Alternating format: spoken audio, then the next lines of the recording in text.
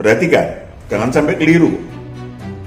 Ya, banyak yang keliru mengatakan aku sudah ditebus di kayu salib, maka dosaku sudah dihapus. Yes, itu benderanya, itu pengumumannya. Nyatanya gimana? Sampean harus percaya bukan Yesus yang disalibkan, karena itu anak manusia atau tubuh alamiahnya meninggal dunia. Yang sampean harus percaya adalah rohnya. Roh gembala dengan roh kita, nanti Tuhan akan memberikan kebenaran cara perdamaian. Nama kata lain adalah Salam saudaraku yang terkasih, kita berjumpa lagi untuk membahas makalah ilahi. Apakah keselamatan yang sesungguhnya? Kita belajar, merasakan, mengenal dan dikenal Sang Juru Selamat. Sekali lagi, mengenal dan dikenal Sang Juru Selamat. Tapi kita akan menyaksikan satu lagu pujian terlebih dahulu sebelum kita melanjutkan pembahasan yang sangat penting ini.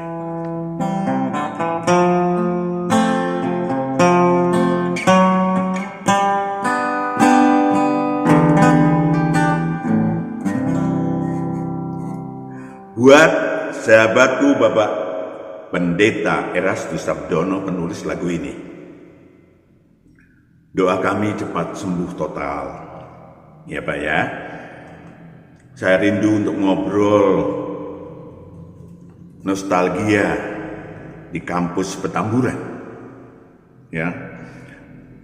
Dengan sahabatku yang tulus dan rendah hati. Salam kasih dan doa Matius PS dan keluarga.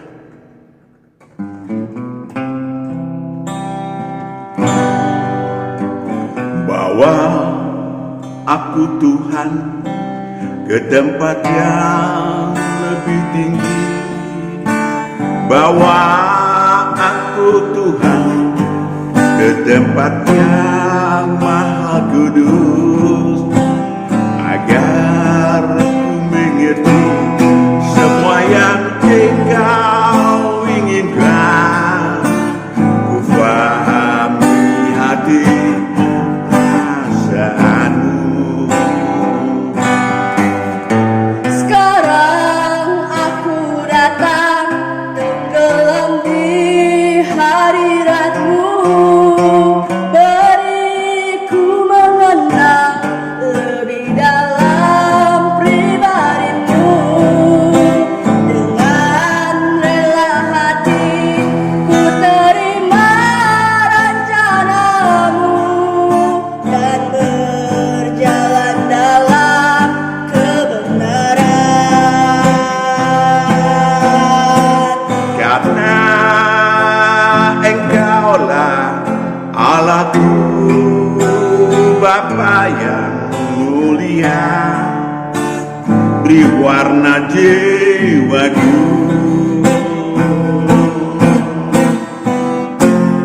Dalam-Mu aku teduh, ku temukan firdausku di keabadian-Mu. Di keabadianmu, Karena Engkaulah Allahku, Bapa yang mulia,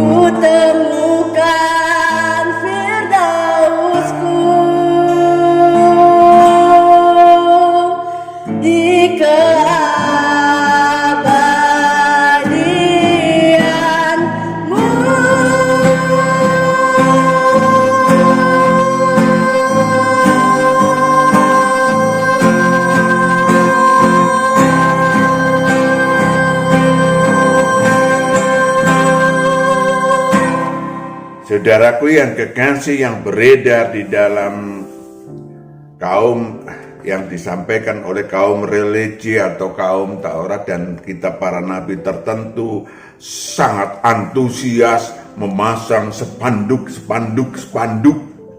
yang berbunyi keselamatan adalah masuk surga kekal. Di bawahnya tertulis, ya, satu-satunya jalan ke surga kekal adalah melalui Yesus. Yesus pun hanya milik religinya. Tentu saja ada juga yang lain yang tanda kutip menyaingi spanduk dan dari religi yang lain yang menyatakan subjektivitas serupa, ya, bahwa religinya juga adalah satu-satunya jalan ke surga kekal. Mari kita pahami bukan tentang spanduk, tetapi kita memakai kacamata kebenaran ilahi. Saudaraku yang kekasih, apakah yang dimaksud dengan keselamatan yang disampaikan oleh Yesus Kristus? Sesungguhnya keselamatan sejati sangat didambakan oleh setiap roh manusia. Yakni apa sih? Kebangkitan pertama. Yang namanya keselamatan yang disampaikan oleh Yesus 2000 tahun yang lalu adalah kebangkitan pertama dari antara orang mati. Kita tengok bagaimana Rasul Paulus memperjuangkannya. Filipi 3 ayat 8 sampai 11. Filipi 3 ayat 8 sampai 11. Malahan segala sesuatu kuanggap rugi karena pengenalan akan Kristus Yesus. Tuhanku lebih mulia daripada semuanya.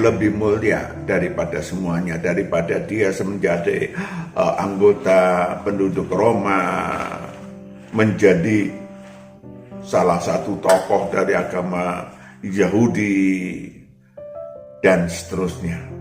Lanjut. Oleh karena dialah aku telah melepaskan semuanya itu dan menganggapnya sampah supaya aku memperoleh Kristus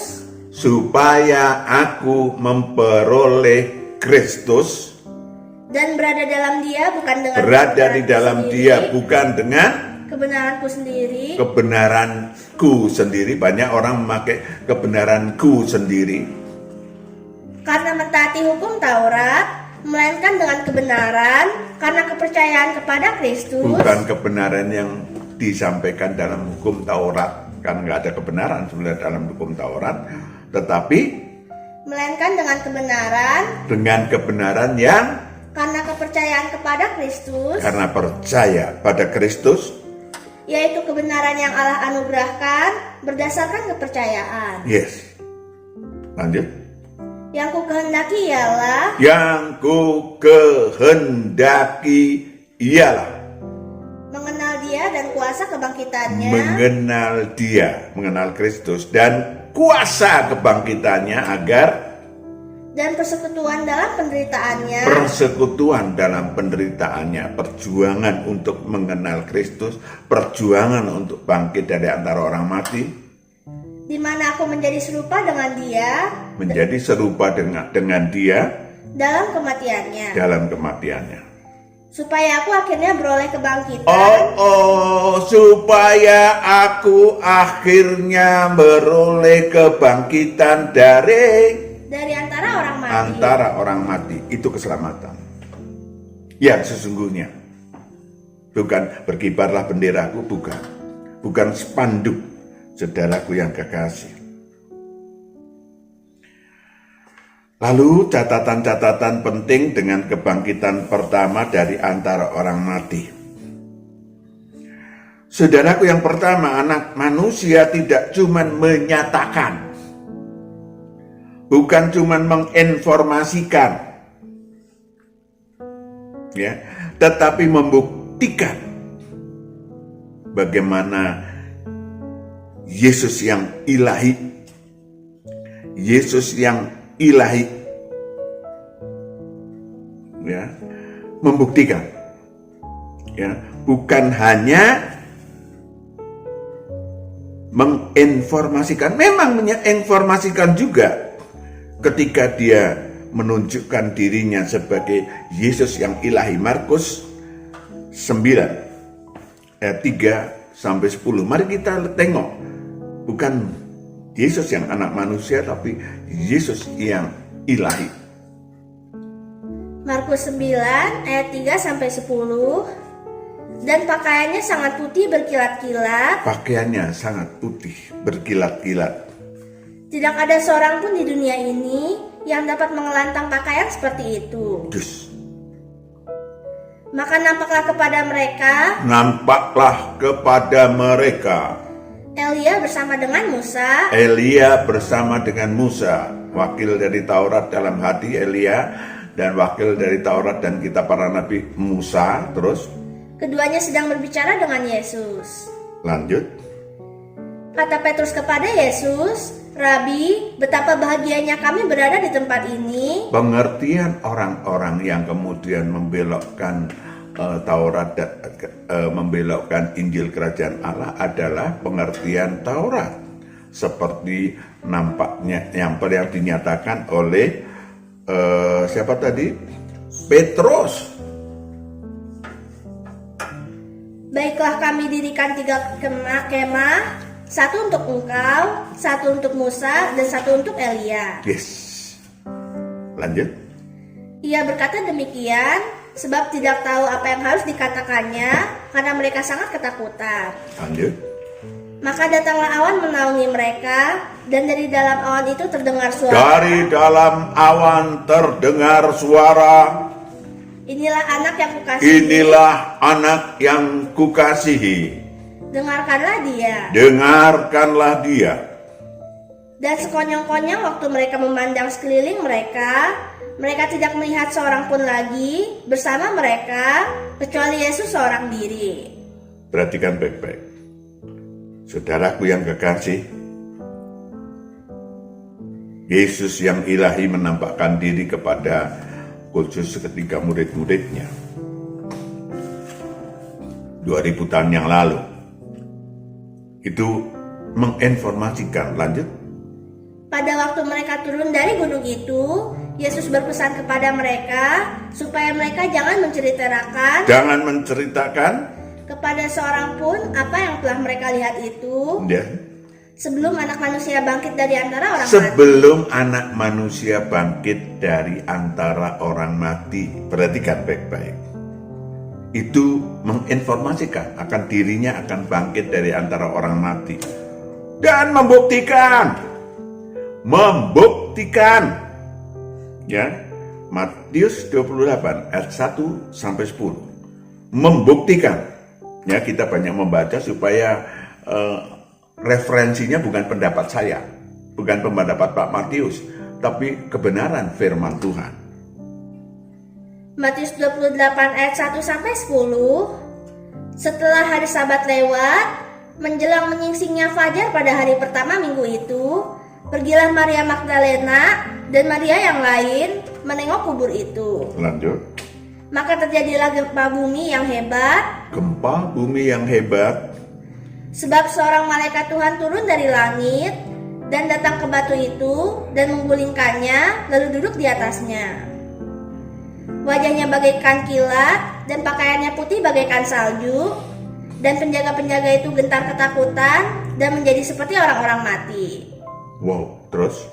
Akan tetapi malaikat itu berkata kepada perempuan-perempuan itu, Janganlah kamu takut. Sebab aku tahu kamu mencari Yesus yang disalibkan itu. Yes. Ia tidak ada di sini. Dia tidak ada di sini. Sebab ia telah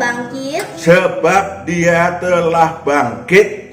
Sama seperti yang telah dikatakannya. Sama seperti apa yang telah dikatakannya. Mari, lihatlah tempat dia berbaring. Dan segeralah pergi dan katakanlah kepada murid-muridnya bahwa ia telah bangkit dari antara orang mati. Ia telah bangkit dari antara orang mati, bahkan mengajak roh-roh yang dari alam maut yang percaya kepada dia menampakkan diri kepada lebih dari 500 orang.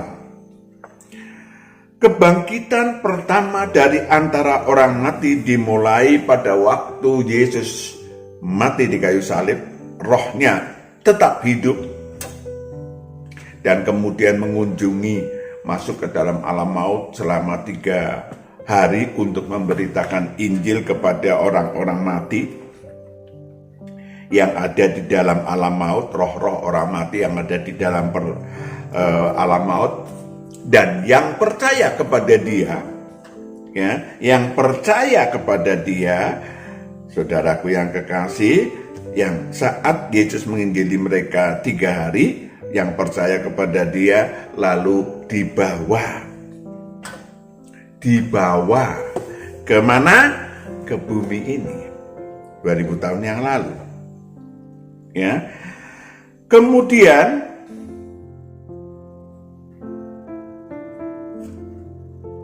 baca dulu deh Matius 27 ayat 51 sampai 53. Matius 27 ayat 51 sampai 53. Dan lihatlah, tabir bait suci terbelah 2 dari atas sampai ke bawah, dan terjadilah gempa bumi, dan bukit-bukit batu terbelah, dan kuburan-kuburan terbuka, dan banyak orang kudus yang telah meninggal bangkit. Dan sesudah kebangkitan Yesus, mereka pun keluar dari kubur, digambarkan demikian, lalu masuk ke kota kudus dan menampakkan diri kepada banyak orang. Oh, tadi disampaikan kepada banyak orang bersama roh Sang Kristus, kemudian sampai lebih dari 500 orang. Masalah utamanya adalah setelah kebangkitan pertama itu disampaikan, dibuktikan, ya, lalu diproklamirkan bahwa siapapun juga bisa kalau meninggal dunia di dalam dia, dosanya sudah diampuni, kejahatannya sudah disucikan, maka kalau meninggal rohnya akan juga bangkit dari antara orang mati. Itu keselamatan utama. Kok utama, Pak? Ya, utama. Karena kalau seseorang sudah masuk, sudah lahir baru ilahi, lalu dituntun oleh dia Sang Juru Selamat, mengenal dan dikenal Sang Juru Selamat, Yohanes 10 ayat 14. Yohanes 10 ayat 14. Akulah gembala yang baik, dan aku mengenal domba-dombaku, dan domba-dombaku mengenal aku. Aku itu adalah Sang Juru Selamat, gembala yang baik. Jadi demikianlah prosesnya. Jadi kalau meninggal dunia atau mati atau wafat, si manusia yang sudah mengenal dan dikenal oleh Sang Kristus itu akan rohnya ikut ke Firdaus yang sudah dibuka 2000 tahun yang lalu. Firdaus itu bukan surga kekal. Ada surga di bumi ini, yaitu kerajaan surga. Kalau mati, orangnya masuk kerajaan surga. Kalau mati di dalam Tuhan, mati dalam Tuhan itu masih terus taat bersama Tuhan. Rohnya masuk ke Firdaus, surga tingkat 3. Kalau sudah masuk surga tingkat 3 atau Firdaus, tidak ikut lagi dihakimi, tidak ikut kebangkitan kedua. Karena apa? Karena siapapun yang sudah rohnya masuk Firdaus pasti masuk surga kekal. Wahyu 20 ayat 6. Wahyu 20 ayat 6. Berbahagia dan kuduslah ia yang mendapat bagian dalam kebangkitan pertama itu. Kematian yang kedua tidak berkuasa lagi atas mereka. Tetapi mereka akan menjadi imam-imam Allah dan Kristus. Dilatih menjadi imam-imam Allah dan Kristus di Firdaus. Dan mereka akan memerintah sebagai raja bersama-sama dengan dia 1000 tahun lamanya. Iman Kristus dan Raja ilahi, karena di surga kala akan jadi demikian anak-anak Allah. Cukup jelas, saudaraku yang kekasih. Yang ketiga, kebangkitan pertama berbeda dengan kebangkitan kedua. Ya, orang-orang Taurat, ada kebangkitan nanti setelah kiamat. Kata Maria juga, setelah kiamat, Yohanes 11 ayat 24. Setelah kiamat, yes, ada kebangkitan. Yohanes 11 ayat 24, kata Marta kepadanya, aku tahu bahwa ia akan bangkit pada waktu orang-orang bangkit pada akhir zaman. 2-3-nya kayak apa sih? Yohanes 11 ayat 23, kata Yesus kepada Marta, saudaramu akan bangkit. Saudaramu akan bangkit. Jawaban Marta? Kata Marta kepadanya, aku tahu bahwa ia akan bangkit pada waktu orang-orang bangkit pada akhir zaman. Ya. Kata Yesus, 25. Jawab Yesus, akulah kebangkitan dan hidup. Akulah kebangkitan dan hidup.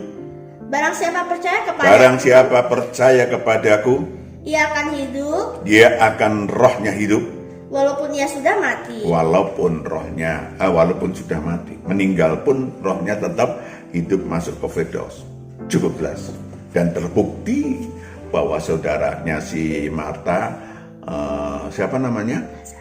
Lazarus, ditunjukkan buktinya bisa hidup kok. Ya kan? 4 hari udah meninggal, masih bisa dihidupkan kok. Itu bukti. Saudaraku yang kekasih. Saudara, pertanyaan selanjutnya adalah, keselamatan sejati hanya melalui Yesus Kristus. Yes. Memang kebangkitan kedua juga Yesus yang menghakimi seluruh pengikut, seluruh roh manusia pengikut Taurat dan kita para nabi. Yes, itu kebangkitan kedua. Beta tidak mau. Kenapa? Harus melalui alam maut, dunia orang mati. Waduh, dalam bahasa Inggrisnya mboten kemawon. Saudaraku yang kekasih, keselamatan sejati melalui Yesus Kristus, yes. Kenapa? Ini juga bukan soal teori doang, bukan hope. Ya, keselamatan sejati harus mulai diperjuangkan, satu, dirasakan, kedua, ya, dipastikan. Jadi jangan cuma cerita, satu-satunya jalan ke surga adalah agama gue. Itu cuma bendera berkibar, sama mengibarkan bendera. Ya, nanti cuma dibawain bendera kuning saja. Saya ingin sampaikan kepada saudara bahwa keselamatan sejati harus diperjuangkan, dirasakan atau dipastikan oleh roh si manusia sebelum meninggal dunia. Apalagi kalau roh sampean itu bisa masuk kerajaan Allah dulu di bumi. Kan disediakan kerajaan Allah di bumi. Udah ada tuh YouTube-nya, sampean baca sendiri, sampean lihat sendiri. 2000 tahun yang lalu sudah ada.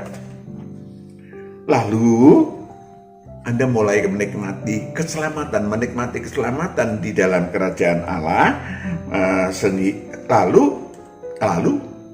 Lalu saudara, kalau kapan setiap orang pasti meninggal dunia. Kalau nggak meninggal dunia ya wafat. Mau pilih yang mana? Suatu saat. Maka kalau ikut Kristus, selamat artinya kalau mati rohnya masuk Firdaus. Bangkit dari antara orang mati. Kenapa hanya melalui satu, Dialah satu-satunya jalan damai dengan Allah. Akulah jalan, kebenaran, dan hidup. Jalan, tadinya orang berdosa, ya, terpisah dari Allah, ya kan? Setelah terpisah dari Allah, lalu dosanya diampuni, kejahatannya disucikan. Yesaya 59 1 dan 2, sampean baca sendiri. Lalu akulah damai dengan Allah. Akulah jalan. Yang kedua, kebenaran dan hidup itu udah ada di dalam YouTube itu Pak Matius. Yang kedua adalah, perhatikan, jangan sampai keliru. Ya, banyak yang keliru mengatakan aku sudah ditebus di kayu salib, maka dosaku sudah dihapus. Yes, itu benderanya, itu pengumumannya. Nyatanya gimana? Sampean harus percaya bukan Yesus yang disalibkan, karena itu anak manusia atau tubuh alamiahnya meninggal dunia. Yang sampean harus percaya adalah rohnya. Wahyu 1 ayat 17 sampai 18. Wahyu 1 ayat 17 sampai 18. Ketika aku melihat dia, tersungkurlah aku di depan kakinya, sama seperti orang yang mati. Tetapi ia meletakkan tangan kanannya di atasku, lalu berkata, "Jangan takut, aku adalah yang awal, Aku adalah yang awal dan yang akhir, dan yang akhir dan yang hidup. dan yang hidup." Aku telah mati, Yes, namun lihatlah, aku hidup sampai selama-lamanya, aku hidup sampai selama-lamanya. dan aku memegang segala kunci maut Yes, kunci maut dan kerajaan maut. dan kerajaan maut. Ini yang penting, karena manusia yang memiliki dosa dan kejahatan akan memiliki apa yang disebut sebagai maut pada tubuh alamiahnya, nasib buruk, maupun kerajaan maut, yakni penjara pada rohnya. Maka orang harus percaya kepada yang awal, yang akhir, dan yang hidup. Bukan soal percaya kepada yang disalibkan itu. Harus diluruskan sesuai dengan kebenaran.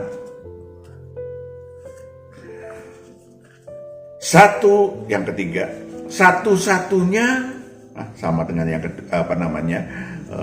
sama hampir lanjutan dari yang kedua, satu-satunya yang menggendong keselamatan ilahi yang utama tadi, bukan hanya mengibarkan bendera keselamatan tanpa tahu keselamatan itu apa. Kasihan, ya, bukan saya menghakimi, bukan, kasihan. Keselamatan pasti masuk surga adalah masuk surga kekal. Sekali lagi Pak Matius sampaikan, ya, yang demikian itu masuk surga kekal itu bisa, bahkan orang-orang nggak beragama pun bisa masuk surga kekal waktu dihakimi. Roma 2 ayat 12 sampai 16 baca sendiri. Ya, ingat Roma 2 ayat 12 sampai 16. Orang yang tidak beragama, misalnya di gurun kopi, misalnya tinggal di suku-suku terbelakang, itu nggak beragama formal. Ya, apakah mereka bisa masuk surga? Kalau tidak, kejam sekali, ya. Allah tidak adil. Mereka akan dihakimi menurut hatinya dan pikirannya. Oleh siapa? Satu aja ya, saya baca. Roma 2 ayat 16. Roma 2 ayat 16. Hal itu akan nampak pada hari bila mana Allah, sesuai dengan Injil yang kuberitakan, akan menghakimi segala sesuatu yang tersembunyi dalam hati manusia oleh Kristus Yesus. Itu dia. Cukup jelas? Kalau yang beragama Pak, yang beragama apapun, Taurat yang kita para nabi apapun, akan dihakimi menurut kitabnya, kitab Taurat yang dianut, dan perbuatannya. Yohanes 20 ayat 11 sampai 15. Baca sendiri. Ya kan? Jadi sudah ada kebangkitan kedua, untuk membedakan antara kebangkitan pertama, sudah ada sejak sebelum Yesus turun ke bumi, anak manusia turun ke bumi. Tetapi bukan keselamatan utama tadi. Kalau enggak ya percuma toh Yesus turun ke bumi. Ya kan? Percuma. Yesus turun ke bumi itu untuk membawa supaya orang mau berpegang kepada Dia, tak tuntun, diampuni dosanya, disucikan, tak tuntun, lalu Firdaus, tempat Adan dan Hawa dulu tinggal, yang lalu berdosa ditutup dulu. Ya, zaman berapa miliar tahun yang lalu ditutup. Lalu dibuka 2000 tahun yang lalu roh-roh yang dibawa oleh Yesus ke sana. Roh kita, kalau kita percaya Yesus Tuhan, maka lalu ikut ya. Percaya Yesus Tuhan itu adalah kita kerja ilahi, ikut Tuhan. Jangan percaya doang, percaya dengan mulutnya. Wah, saya percaya dengan, nanti dulu, percaya dengan mulutnya itu ekspresi ekspresi daripada percaya. Boleh, monggo. Tetapi setelah ekspresi itu hatinya gimana? Lalu hidupnya gimana? Berpegang kagak? Ya kan? Itu penting. Ya, sehingga kita udah merasakan tuntunan mengenal dan dikenal oleh Sang Juru Selamat sejak kita hidup. Jangan kita sudah mati gelo. Ya, bahasa Perancisnya gelo. Nyesel. Lah kok mati loh? Kok ternyata masuk alam maut? Mana keselamatan? Ya nanti setelah kiamat ada penghakiman. Sampean masuk dunia orang mati, monggo. Terakhir, pertobatan. Epilognya, pertobatan bukan cuma tanda pertobatan. Ya, pertobatan, tetapi sampean percaya Sang awal, yang akhir, dan yang hidup, lalu kemudian dibaptis api dan Roh Kudus. Bukan hanya tanda pertobatan. Matius 3 ayat 11b sampai 12. Matius 3 ayat 11b sampai 12. Ia akan membaptiskan kamu dengan Roh Kudus dan dengan api. Alat penampis sudah di tangannya. Membaptiskan kamu dengan Roh Kudus dan api. Alat penampis sudah di tangannya. Ia akan membersihkan tempat pengirikannya dan mengumpulkan gandumnya ke dalam lumbung. Tetapi debu jerami itu akan dibakarnya dalam api yang tidak terpadamkan. Itu dia. Itu namanya lahir baru ilahi, saya pakai istilah itu. Ya, yang ayatnya yang lain lahir kembali, Yohanes 3, sampean baca sendiri. Ya, untuk membuktikan, untuk menyatakan bahwa itu bukan soal agama, karena si Nikodemus bertokoh agama Yahudi. Ya. Lalu yang terakhir, yang kedua adalah percaya bukan cuman omon-omon. Saya percaya Yesus Tuhan. Percaya bukan cuman omon-omon. Percaya itu melakukan pekerjaan ilahi seperti yang dilakukan anak manusia. Bacaan terakhir, Yohanes 14 ayat 12 sampai 14. Yohanes 14 ayat 12 sampai 14. Aku berkata kepadamu, sesungguhnya barang siapa percaya kepadaku, ia akan melakukan juga pekerjaan yang aku lakukan. Bahkan pekerjaan-pekerjaan yang lebih besar daripada itu. Sampean bisa pakai HP, nggak perlu mengelilingi Danau Galilea untuk menemukan orang-orang supaya percaya. Right? Lanjut. Sebab aku pergi kepada Bapa.